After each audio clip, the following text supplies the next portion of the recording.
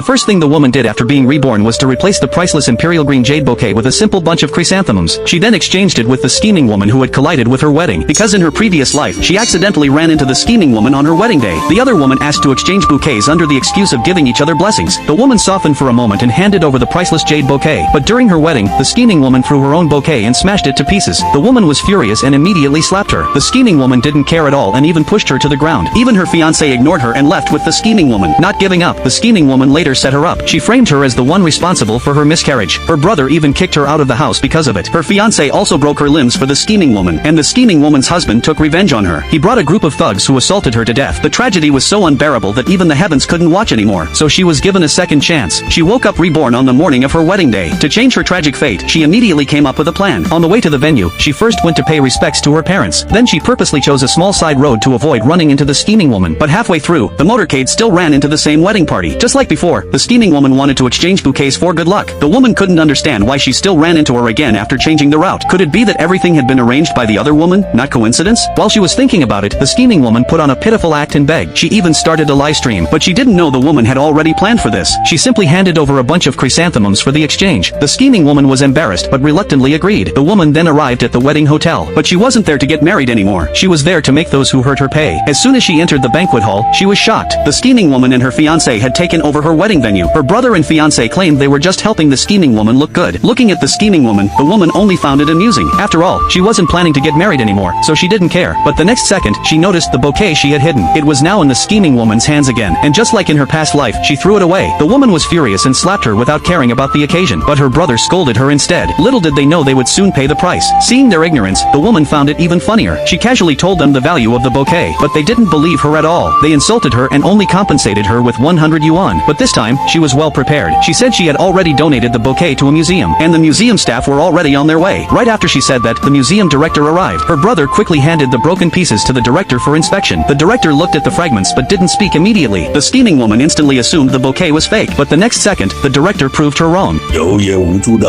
混账东西！我看啊，该下跪磕头道歉的人是你。